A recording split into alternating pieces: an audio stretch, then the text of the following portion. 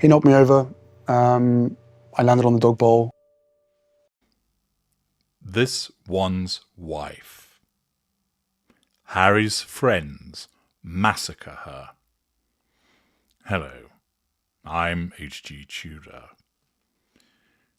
In order to control Harry, her intimate partner primary source, this one's wife has utilized a range of manipulations.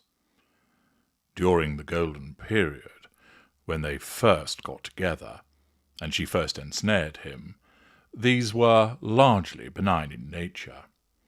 She was kind to him, listened to him, agreed with him, supported him, offered compassion with regard to his vulnerabilities, and doled out lashings of spicy poontang. Once the inevitable, sustained devaluation came calling, those manipulations became malign in nature and included silent treatments, false accusations, insult, circular conversations, word salad, pity plays, and furious tirades, with more besides. Part of this control of Harry, as the intimate partner, primary source, necessitated monopolizing his time, meaning he focused on her and provided her with plenty of fuel, and ensured that anybody that threatened her total hegemonic control of Harry was seen as a problem and addressed accordingly. Owing to the fact that this one's wife is short on charisma, has no sense of humour, and is undeniably beige, this meant that she had little to offer to his friends that would make her likeable. Since those friends would not come under her control so readily, as they found little attractive about her, and the fact that they interfered with her control of Harry by virtue of them wanting to spend time with their friend, they became a problem. It is also the case that those friends will have made their feelings plain to Harry about this one's wife, and possibly even aired their views towards this one's wife herself, which meant that these friends became painted black. Any criticism of her suitability for Harry and or the nature of their relationship is a clear threat to her need for control. When faced with such a threat, the narcissist must nullify it.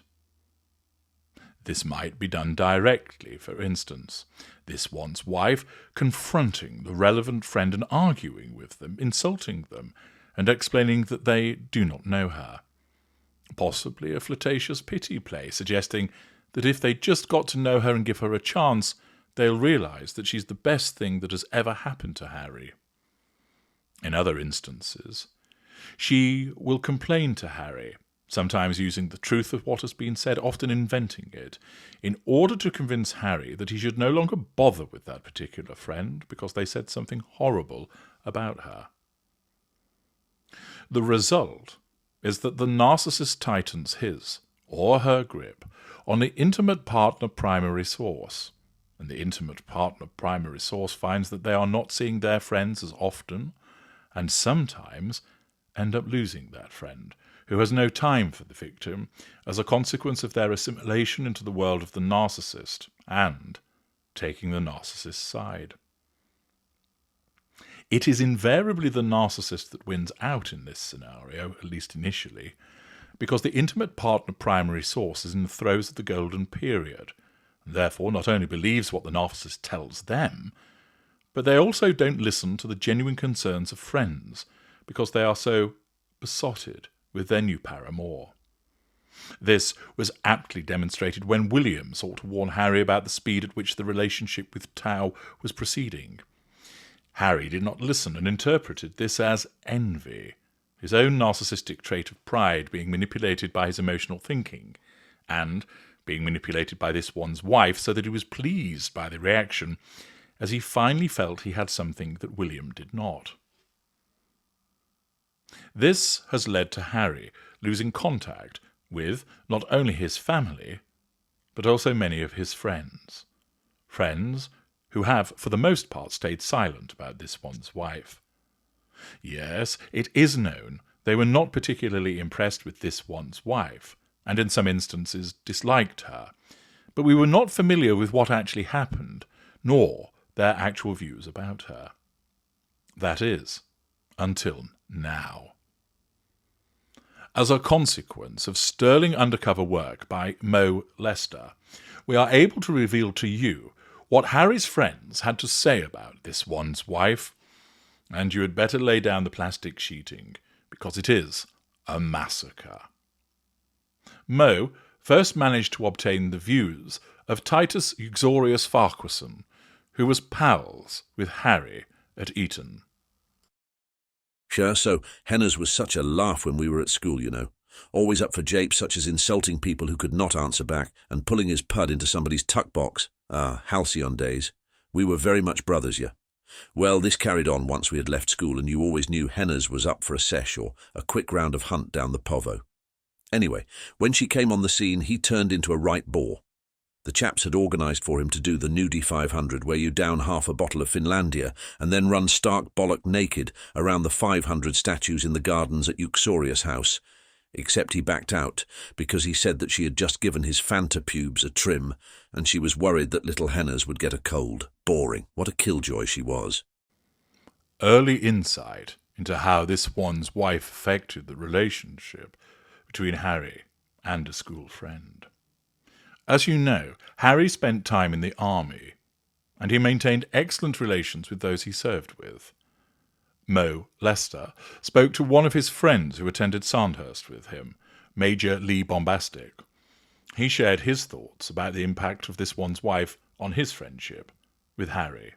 I carried Harry through Sandhurst. His spelling was not the best, so I would often help him with writing his name, and with some of the trickier words such as bomb, tank, and soldier. It was a standing joke that he was always losing his crayons, something which would actually get him rather flustered. It was clear that she had worked this out about him, because I recall on one occasion he and I had headed out for some impromptu beers down the Spread Eagle pub. We had a good drink and then headed back to Frogmore, as Harry explained that she would serve up some nibbles to soak up the ale. When we got to the cottage, we found her in the kitchen. She was stood by the range with a large pot. She turned, ignored me, fixed Harry with a dead-eyed stare, and then picked up his favourite set of blue crayons. You know, sky blue, royal blue, dark blue, light blue, and so on. Staring straight at him, she let them drop one by one into the pot, where they immediately began to melt. Harry let out a howl of anguish and ran over to her. "What are you doing?" he asked, tears in his eyes. She ignored him and then scooped up all of the green crayons, and once again stating at him, she dropped them one by one into the wax soup she was creating. Harry dropped to the floor and began to sob, pulling at the tent she was wearing. I was stunned. Where was his backbone? Why was he not applying swerve to avoid? I thought about intervening on his behalf, but she turned to me, and I swear a forked tongue slipped out of her pursed lips as she said, "Harry cannot play any longer. You should go." Now, I have seen action in Afghanistan, but I would rather face the Taliban with a toothpick than be looked at that way by her. I have not seen Harry since. A friendship cast asunder by the cruel destruction of Harry's sacred crayon set. Casualties all around. Mo Lester then sought out a friend from Harry's past from the African continent, namely Henrik de Ruyter, who was from South Africa, but worked with Harry in Lesotho. He had this to say. I helped Harry and Prince Sisio establish the charity to help children. It was really worthwhile, and Harry and I became firm friends. Years later, he invited me over to Britain. He was quite excited because he was with some new American girlfriend and he wanted me to meet her. It would be good to see him again, and so I flew over, staying as a guest at their Frogmore residence. But it was fair to say it was a disaster. We wanted to watch The Rugger, but she insisted on watching Keeping Up with the Kardashians, and the odd thing was that Harry was okay with that. I knew he hated reality television, but he was content to watch that crap with her dressed in a Tigger onesie as she fed him dried mangoes or some shit like that. I suggested we break out the rifles and go and do a bit of hunting, but he said he was not allowed to do that anymore as Megsie was a vegan. but I caught her with a bargain bucket from KFC when she thought we had gone to Harry's weekly spiritual cleanse fire. I'm to the session, and I had fucked that off and came back to the cottage early. She was half naked on a Zoom call to somebody called Marcus with a chicken drumstick in her mouth, laughing like a hyena. Instance, Harry never read much, usual Viz and Playboy, but I saw next to his bed books such as Removing White Privilege, The Feminist Prince, and Equity in the Bedroom. It was at that point I knew that my friend had been taken by the dark side, and I made an excuse about my grandma having taken a turn and returned to Africa. We have not spoken since. Mo caught up with another school friend of Harry's, Ormerod Lampeter Catheter. Ormerod grew up in the United Kingdom, the only child of 2 Australians. Harry was a wild man. Chug, chug, chug, chug. He loved going on a bender and necking the beers. He called it straight as well. Yes, he behaved himself when he had royal things to do. After all, he was scared that his granny, QE2, would pull his pants down and sign him into the Pink Bottom Brigade, as she often threatened. However, when he was away from Buck Palace, he loved nothing more than chasing some skirt and downing some depth charges. Anyway, he got with this new Sheila, didn't he? And Christ almighty, he turned into a right wet fart. I would call him, "Hey, Haz, fancy going to the Lapo for some skin and 10 pints?"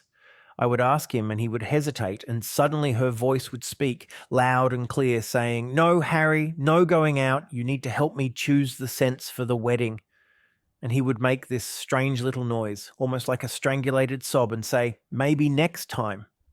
I once got tickets for Twickers for England against Australia, so we could watch the Poms getting a drubbing. I rang him up and told him, and her voice said, "No, Harry, we are playing Mummy Diana later. Have you forgotten?" He would sigh like the weight of the world was on his shoulders. Every time I rang, before he could even speak, she would prevent him from joining me on a bender or on some rugged outdoor pursuit which Haz loved. It was as if she was listening in on the call on a separate phone and spoke for him. In the end, I just stopped calling, and the only time I heard from him was a weird text sent at 2 a.m. a few years back, which read, "I can't take the finger any deeper," but I had no idea what it meant, so I left it. Another friend of Harry's who fell by the wayside. Our intrepid investigator, Mo, also spoke to Xavier Cornthwaite Thomas, a straight-talking northerner who had stayed true to his roots despite fraternising with the Blue Bloods. The American? Well, where do I start? Bloody nightmare is what she was. She got hold of Harry, pulled out his pink pods, took some glittery scissors and snip snip, liberated his clackers and popped them in one of her fake handbags. Then she tipped him upside down and gave him a shake so all the fun fell out of him, and then bent him over and gave him a woke enema. When I knew Harry, he would arrive with a cry of, "Eins, wee dry fear, shag your wench and drink your beer." Then he always appeared after her as she strode in with her shit-eating grin on display, and Harry looking like he had just peed his pants and been given a smack bottom. She was insufferable. If you told a ripper of a joke, she just looked at you like you had sharted in her face. Christ, she was miserable. I've seen more humour in a lump of coal.